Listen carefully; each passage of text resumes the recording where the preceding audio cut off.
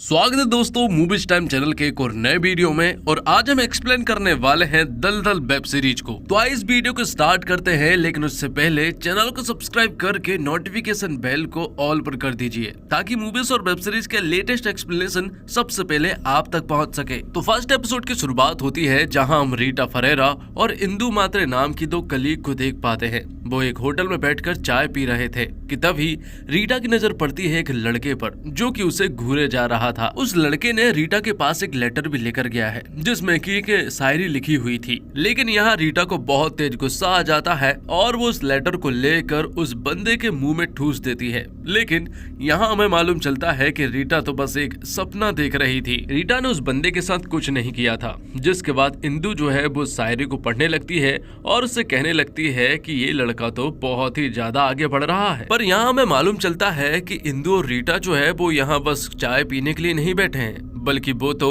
यहाँ कुछ और काम करने के लिए आए हैं। जिस एरिया में ये लोग हैं उस जगह को मुंबई के पीलावाड़ी रेड लाइट एरिया कहा जाता है। और हमें ये भी मालूम चलता है कि रीटा जो है वो दरअसल में क्राइम ब्रांच की एसीपी है और इंदु मात्रे जो है वो सब इंस्पेक्टर है। और यहाँ ये लोग ऐसे लोगों को पकड़ने के लिए आए हैं जो कि यहाँ की छोटी छोटी बच्चियों को स्मगल करके दूसरी जगह भेजते हैं। जब ये बात रीटा फरेरा को मालूम चल जाती है तो अब वो लोग इन्हें पकड़ने के लिए आते हैं। तो इन लड़कियों को बाहर भेजने की सारी तैयारियां हो चुकी थी। इनका मेन लीडर दादा भाई होता है। दादा भाई ने यहाँ पर 11 लड़कियों को काउंट किया था, लेकिन यहाँ तो सिर्फ 10 ही लड़की है। इसी वजह से दादा भाई खुद जाकर उस आखिरी लड़की को लेने के लिए जाने लगता है। आगे हम देखते हैं कि इस वैन का ड्राइवर विनोद नाम का बंदा है। और जब रीटा उसके पास पहुंचती है तो मालूम चलता है कि विनोद तो यहाँ रीटा को टीचर समझ रहा था, लेकिन वो तो एसीपी निकली और अब यहाँ रीटा उसे बहुत बुरी तरह से मारती है। अब दादा भाई उस आखिरी लड़की को लेने के लिए जाता है, लेकिन उसे लड़की की माँ मतलब की नैना जो है वो बिल्कुल नहीं मानती है। दादा भाई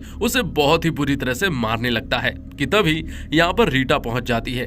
रीटा ने जब देखा कि दादा भाई उसके साथ जबरदस्ती कर रहा है तो रीटा ने अपनी गन निकाल ली, लेकिन दादा भाई जो है वो नैना और उस बच्ची के पीछे था, जिस वजह से रीटा जो है वो शूट नहीं करती है और अपनी गन को नीचे रख देती है कि तभी नैना जो है वो दादा भाई के हाथ में काट लेती है, जिससे दादा भाई नैना को धक्का दे देता है और यहाँ नैना जो है वो बिल्डिंग के सबसे ऊपर वाले माले से नीचे गिर जाती है और यहाँ नैना की मौत हो जाती है। आखिर में जब ये सारी चीजें रीटा फरेरा ने देखा तो उसे बहुत गुस्सा आया और आखिरी में उसने दादा भाई को जान से मार दिया। आगे हम देखते हैं कि रीटा फरेरा जो है वो अपने घर पहुंच जाती है, जहां हम आदित्य नाम के बंदे को देख पाते हैं। यहाँ हमें मालूम चलता है कि आदित्य और रीटा जो है वो एक दूसरे से प्यार करते हैं, लेकिन रीटा चाहती है कि आदित्य जल्द से जल्द अपनी माँ से बात कर ले ताकि वो जल्द से जल्द शादी कर ले। लेकिन आदित्य ने अभी तक अपनी माँ को रीटा के बारे में नहीं बताया था। आदित्य कहता है कि जब मैं अपनी माँ को तुम्हारे बारे में बताऊंगा तो मेरी माँ बहुत खुश होगी। जिसके बाद हम विक्रम साठे नाम के एसीपी को देख पाते हैं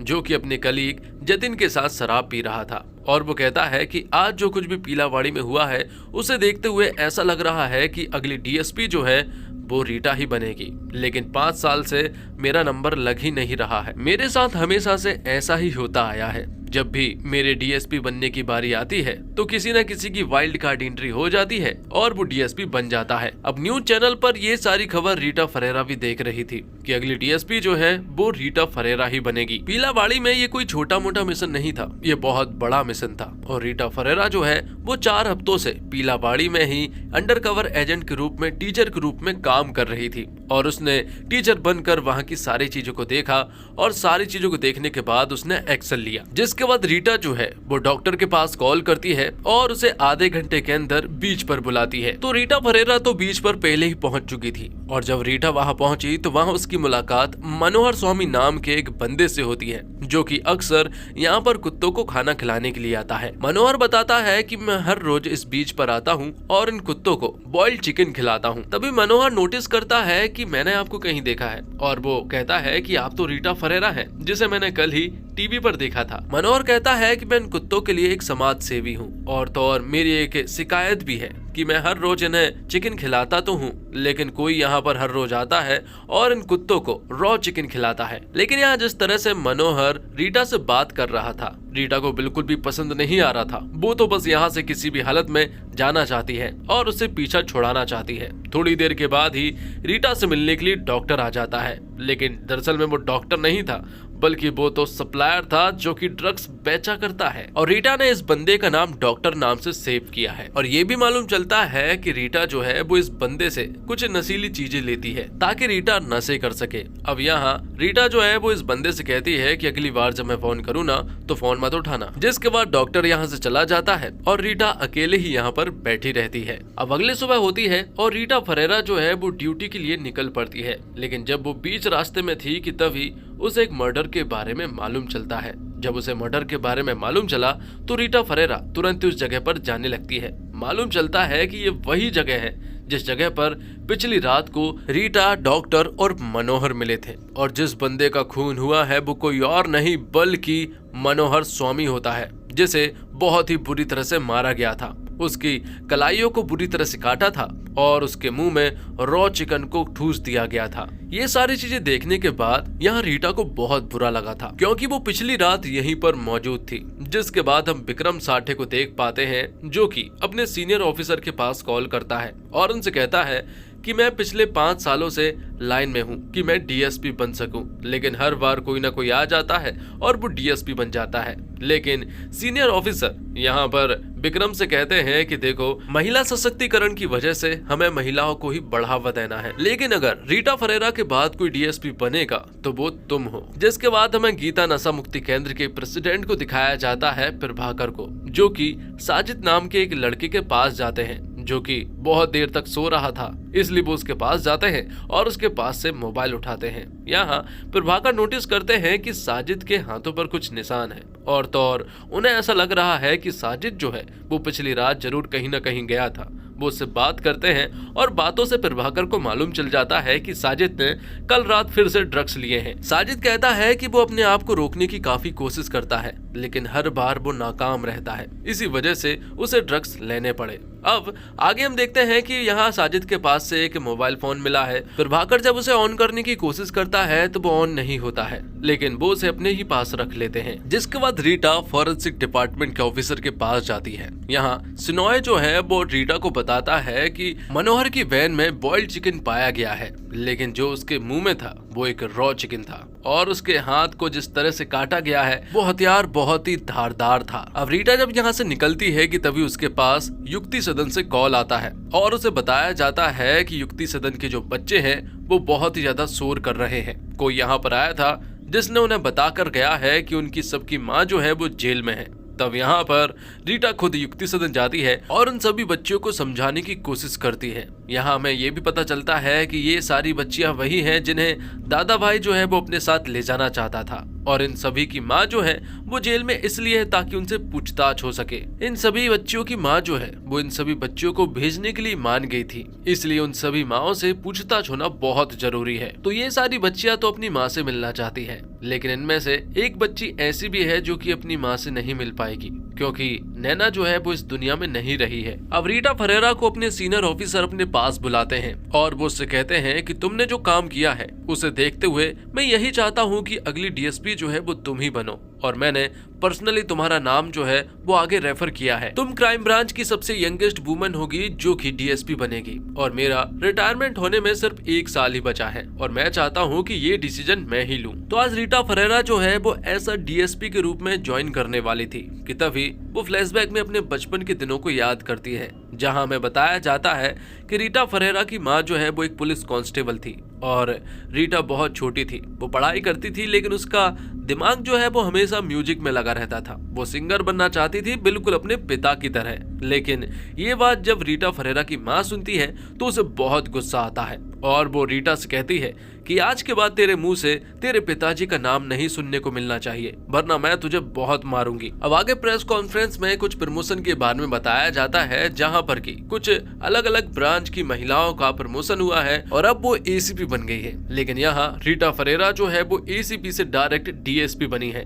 तो यहाँ पर बहुत सारे मीडिया वाले भी थे। सभी लोग सवाल पूछ रहे थे कि तभी इन्हीं में से एक लड़की थी जिसका नाम अनीता था और वो भी यहाँ रीटा फरेरा से कुछ सवाल पूछना चाहती थी। लेकिन जब रीटा ने यहाँ अनीता को देखा तो वो उसे देखकर समझ गई कि ये वही लड़की है जो कि युक्ति सदन गई थी और उन बच्चियों को बताकर आई थी कि उनकी माँ जो है जेल में है। यहाँ अनीता कहती है कि सभी को ऐसा लग रहा है कि आप हीरो हैं, लेकिन असल हीरो कोई और है, नैना, जिसने खुद की जान दे दी थी अपनी बच्ची को बचाने के लिए। उसका नाम तो सामने आया ही नहीं। रीटा कहती है कि हाँ, असल हीरो तो नैना ही है, जिसने अपनी जान की फिक्र ना करते हुए अपनी बच्ची को बचाया है। अनीता यहाँ और तीखे सवाल करती है और रीटा फरेरा भी उनके सारे जवाब दे रही थी कि तभी सीनियर ऑफिसर बात घुमा देते हैं और इस प्रेस कॉन्फ्रेंस को यहीं पर ओवर कर दिया जाता है। और अब हम देखते हैं कि इंदु मात्रे के पास एक कॉल आता है और बताया जाता है कि डॉक्टर जो है वो पकड़ा गया है। डॉक्टर दरअसल में कामत की कस्टडी में था। दरअसल में उनके पास एक सीसीटीवी फुटेज आया है जहां वो बीच पर थे, जहां डॉक्टर के साथ एक हुडी में कोई आदमी बैठा हुआ है। दरअसल में वो आदमी नहीं बल्कि रीटा फरेरा ही थी। इंदु ने ये सारी बातें रीटा को बता दी है कि डॉक्टर पकड़ा जा चुका है और वो कामत की कस्टडी में है। दूसरी तरफ हम देखते हैं साजिद को, जो कि नशा मुक्ति केंद्र में था और वो अपनी टी शर्ट पर खून लगा हुआ देखता है और उसे देखने के बाद वो तुरंत ही अपनी टी शर्ट को धोने लगता है, लेकिन खून तो मिटने का नाम ही नहीं ले रहा था। और अब क्योंकि साजिद का मोबाइल भी ऑन नहीं हो रहा था, इसलिए प्रभाकर जो है वो उसका मोबाइल ऑन कर लाते हैं और रिसेंट कॉल में उसे अनंत नाम के एक व्यक्ति का नाम दिखाई पड़ता है जिससे साजिद की कल रात बात हुई है। और जब प्रभाकर उसके पास कॉल करते हैं तो यहाँ हमें मालूम चलता है कि वो दरअसल में अनंत नहीं बल्कि अनीता है। अनीता यहाँ उनसे बात करने की कोशिश करती है, लेकिन प्रभाकर कुछ भी नहीं बोलता है। अनीता बार बार कॉल लगाती है, लेकिन प्रभाकर ने कुछ नहीं बोला था। जिसके बाद सीनियर ऑफिसर अनीता से मिलते हैं और वो यहाँ अपने कलीग जतिन से भी मिलाते हैं। यहाँ अनीता जो है वो जतिन से मिलकर बहुत खुश हुई थी और सभी लोग अनीता की बहुत रिस्पेक्ट कर रहे थे क्योंकि वो बहुत ही ज्यादा तीखे सवाल पूछ रही थी। अब आगे हम प्रभाकर को देखते हैं, जो कि साजिद के साथ बैठा हुआ था। वो साजिद से बात करता है और पूछता है कि जुवेनल में कोई अनंत नाम का तुम्हारा कोई दोस्त था क्या, जिस पर कि साजिद समझ नहीं पा रहा था कि आखिरकार प्रभाकर सर बोलना क्या चाहते हैं। प्रभाकर सर कहते हैं कि कल रात तुम बार बार अनंत अनंत पुकार रहे थे, इसलिए मैंने तुमसे पूछा। प्रभाकर सर कहते हैं कि क्या तुम्हें कोई लड़की पसंद है, और अगर कोई तुम्हें लड़की पसंद है तो तुम मुझे बता सकते हो। तब साजिद यहाँ अपना फ्लैशबैक का सीन याद करता है, मतलब कि पिछली रात का, जहाँ वो अनीता के साथ मौजूद था। बारिश हो रही थी और अनीता के हाथ में एक चाकू था जिस पर खून लगा हुआ था और साथ ही साजिद जिस जगह पर बैठा हुआ था उसी जगह पर कुछ इंजेक्शन पड़े हुए थे, जिससे कि हमें मालूम चलता है कि साजिद ने कल रात ड्रग्स लिए थे। अब हमें ये भी बताया जाता है कि आखिरकार साजिद जो है वो नशा मुक्ति केंद्र से बाहर कैसे निकला। उसने वॉचमैन को कुछ पैसे दिए और फिर चुपचाप से यहाँ से निकल गया। और ये उसी वक्त की बात है जब रीटा जो है वो मनोहर से मिली थी, लेकिन तब तक रीटा यहाँ से जा चुकी थी और मनोहर अपने कुत्तों को वर्ल्ड चिकन खिला रहा था कि तभी मनोहर यहाँ एक लड़की को देखता है जिसका नाम अनीता है। वो बहुत ज्यादा डरी हुई थी और उसके हाथ में एक चाकू था कि तभी यहाँ पर साजिद भी आ जाता है और वो दोनों मिलकर यह मनोहर को बहुत ही बेरहमी से मार डालते हैं। जिस तरह से अनीता और साजिद मनोहर को मार रहे थे, उसे देखते हुए ऐसा लगता है कि ये मेंटली रूप से बिल्कुल भी ठीक नहीं है। इन लोगों ने मनोहर को क्यों मारा ये तो हमें नहीं बताया गया, लेकिन साजिद और अनीता के बीच में गहरा संबंध है ये तो एकदम तय है। अब कहानी प्रेजेंट में आ जाती है जहाँ पर कि प्रभाकर जो है वो साजिद से लड़की के बारे में पूछ रहे थे, लेकिन साजिद कहता है कि उसे कुछ भी नहीं मालूम है। और तो और साजिद यहाँ पर बहुत ज्यादा घबरा रहा था, लेकिन प्रभाकर बार बार यहाँ साजिद से उस लड़की के बारे में पूछ रहे थे।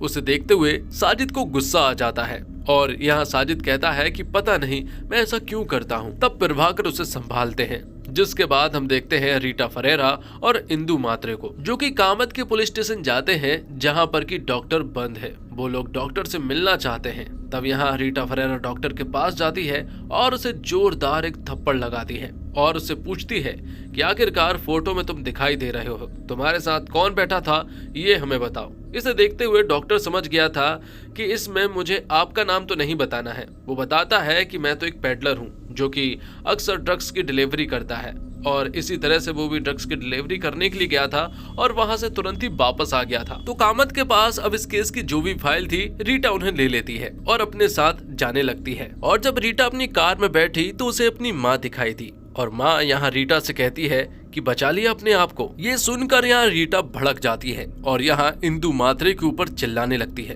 वो कहती है कि मुझे बहुत अच्छे से मालूम है कि तेरे दिमाग में क्या चल रहा है, मैंने अपने आप को जरूर बचाया है, यही तू सोच रही है। अब रीटा फरेरा अपनी सीनियर ऑफिसर के पास जाती है और वहाँ जाकर वो बताती है कि वो मनोहर के मर्डर मिस्ट्री वाले केस पर काम कर रही है, लेकिन सीनियर ऑफिसर कहते हैं कि तुम्हें इस तरह के छोटे मोटे केस पर काम नहीं करना चाहिए। ऐसे केस तो कामत, विक्रम और जतिन संभाल लेंगे, तुम्हें तो कोई बड़ा केस संभालना है। तभी रीटा के पास आदित्य का कॉल आता है और आदित्य यहाँ पर रीटा से कहता है कि आज रात 8:30 बजे माँ तुमसे मिलना चाहती है। ये बात सुनकर रीटा भी खुश हो जाती है। आदित्य बताता है कि आज रात हम होटल जाएंगे जहाँ हम 8:30 बजे डिनर करेंगे, तो भूलना मत। यहाँ में एक बात और मालूम चलती है कि आज रात 8:30 बजे ही आदित्य जो है वो रीटा को शादी के लिए प्रपोज करने वाला है। जिसके बाद हम देखते हैं अनीता को, जो कि अपने घर पहुंच जाती है। घर पहुंचने के बाद वो सबसे पहले अपनी बिग निकालती है और मालूम चलता है कि अनीता के तो छोटे छोटे बाल हैं। जिसके बाद वो अपने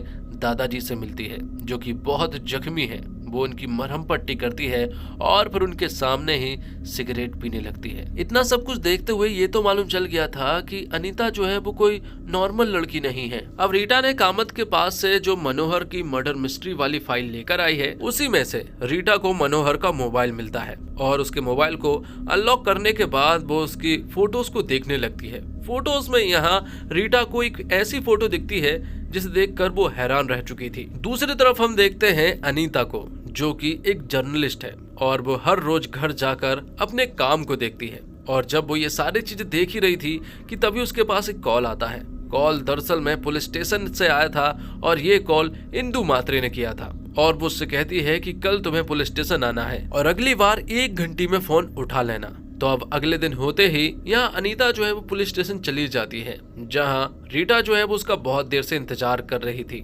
जब रीटा यहाँ अनीता से मिली तो रीटा यहाँ अनीता से कहती है कि अपने मनोहर की फोटोज में तुम्हारी फोटो देखी, तुम्हारी डायरेक्ट फोटो नहीं थी, लेकिन मनोहर ने जो सेल्फी ली थी उसके पीछे तुम खड़ी हुई थी और ऐसा लग रहा है कि जैसे तुम उन्हें फॉलो कर रही थी। तो यहाँ अनीता कहती है कि मैंने उनका शायद इंटरव्यू लिया होगा। रीटा कहती है कि एक बात और, तुम्हें युक्ति सदन जाने की क्या जरूरत थी और उन बच्चों को बताने की क्या जरूरत थी कि उनकी माँ जो है वो जेल में है। अनीता कहती है कि सवाल पूछने का हक सिर्फ आपको ही नहीं है, सवाल मैं भी पूछ सकती हूँ। यहाँ उनके बीच में बातचीत होती है और फिर अनीता यहाँ से चली जाती है। अब रात के सीन में हम देखते हैं कामत और विक्रम सांटे को। दोनों मिलकर शराब पी रहे थे और उन दोनों की बातों से हमें मालूम चलता है कि ये दोनों यहाँ रीटा फरेरा को कुछ खास पसंद नहीं करते हैं। कामत के पास मनोहर केस की कुछ फोटोज थी तो विक्रम उन्हें देखने लगता है और उन्हें देखते हुए विक्रम यहाँ उन फोटोज को नोटिस भी करता है। अब रात को इंदु मात्रे रीटा के पास आती है और उन्हें बताती है कि 2018 में एक कट्टर गैंग थी और वो भी इसी तरह से खून किया करते थे। पहले कलाइयों को काटते थे और मुंह में कोई भी चीज ठूस दिया करते थे। इस तरह से वो जान लिया करते थे, लेकिन 2018 में ही इस गैंग को डिसॉल्व कर दिया गया था। और तभी रीटा फरेरा को याद आता है कि आज रात 8:30 बजे आदित्य और आदित्य की माँ से मिलने जाना था,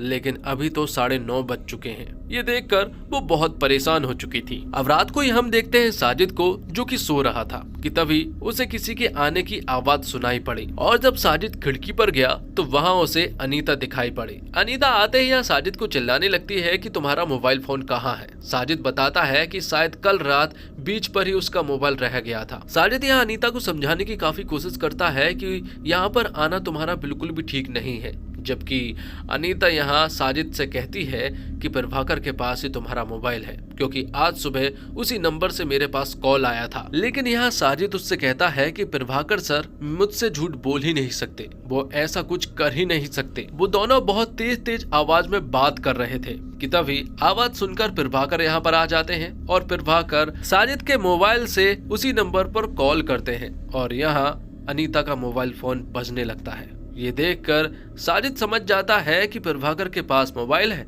और अनीता बिल्कुल सही बोल रही थी। और अनीता ये भी सही बोल रही थी कि प्रभाकर ने तुमसे झूठ बोला है। इसे देखते हुए साजिद को बहुत बुरा लगता है। और इसी के साथ दलदल वेब सीरीज के एपिसोड 1 और 2 यहीं पर समाप्त होते हैं। उम्मीद करता हूँ दोस्तों आपको ये वीडियो पसंद आई होगी। वीडियो पसंद आया हो तो वीडियो को लाइक जरूर कीजिएगा और चैनल को भी सब्सक्राइब कीजिएगा ताकि आपको इसी तरह के लेटेस्ट और फ्रेश कंटेंट मिलते रहे। मिलते हैं और कमाल की वीडियो के साथ, तब तक के लिए आप हमारे चैनल के साथ बने रहिए। और हाँ, मैं जल्द से जल्द इस वेब सीरीज के सारे एपिसोड को एक्सप्लेन करने वाला हूँ, इसलिए आप हमारे चैनल के साथ बने रहें। धन्यवाद। जय हिंद, जय भारत, जय श्री राम।